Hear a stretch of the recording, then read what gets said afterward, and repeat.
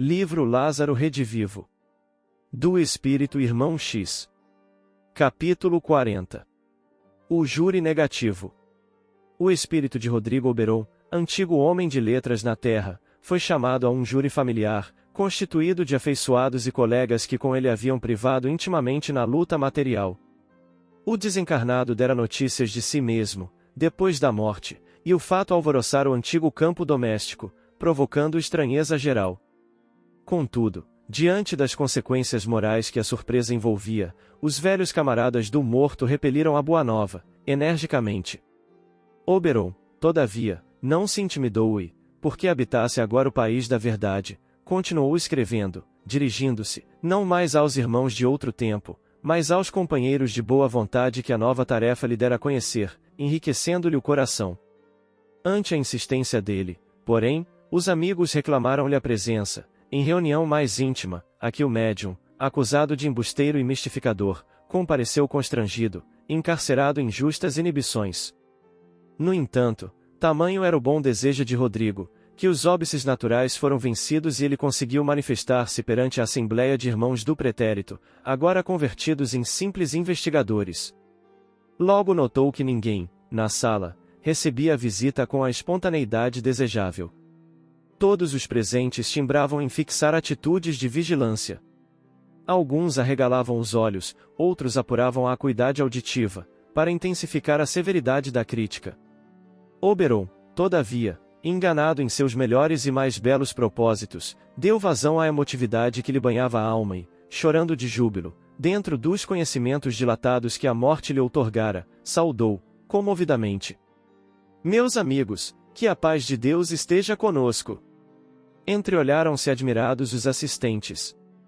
Um deles rompeu a estupefação e comentou em voz alta: "Oh! Que significa isto?" Rodrigo Oberon era um ateu inteligente, não falaria agora com relação a Deus. Antes que as opiniões contraditórias se fizessem ouvir com mais calor, evidenciando menosprezo à preciosa oportunidade, Rodrigo asseverou, paciente: "Amigos, a morte modifica-nos. Impossível insistir na negação sistemática, diante das afirmações da vida vitoriosa." E passou a relacionar consoladoras reminiscências, referindo-se a acontecimentos e datas inesquecíveis. Todavia, enquanto o desencarnado expandia sublimes emoções, os presentes acentuavam a frieza do primeiro instante de observação. Fizera Oberon ligeiro intervalo e um deles considerou atrevidamente: "Isto não constitui prova. O médium conhece a biografia do morto." E sorrindo, irônico, acrescentava: "Quem a ignoraria, porventura?" Sentindo que não se fazia conhecer pelo passado que recordava, perante os indagadores intransigentes, Rodrigo passou a falar do novo plano de existência, descrevendo-lhe a beleza divina.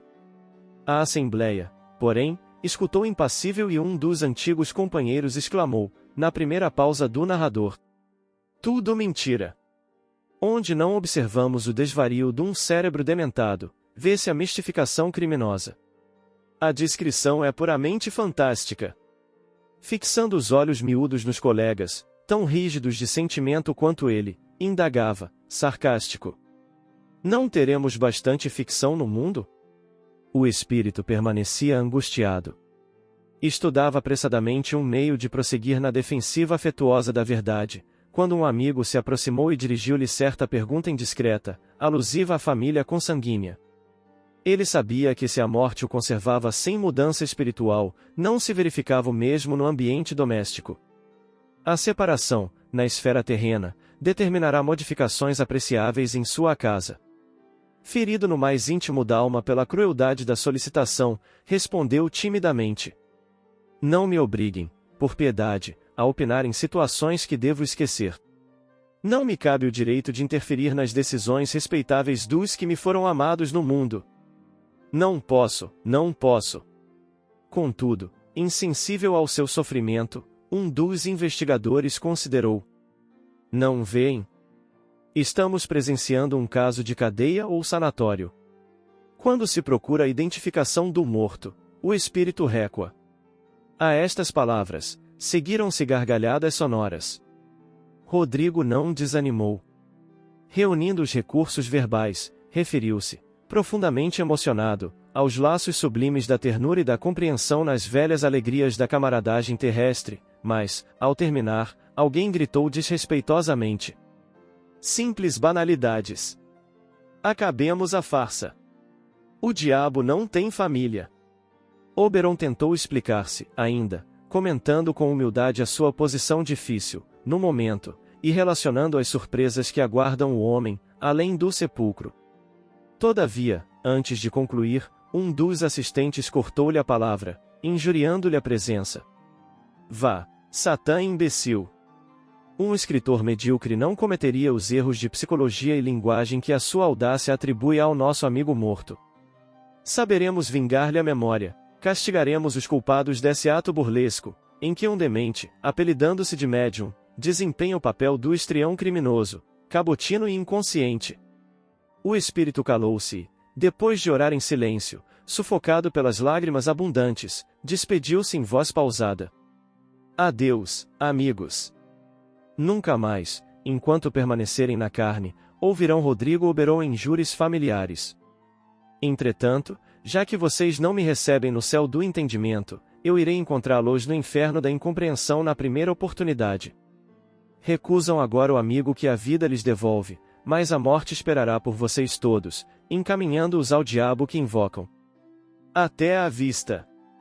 E, sob forte impressão, dissolveu-se a pequena assembleia para que os velhos camaradas do morto continuassem marchando, por si mesmos, ao encontro da verdade, ferindo os próprios pés, no caminho vasto da experiência.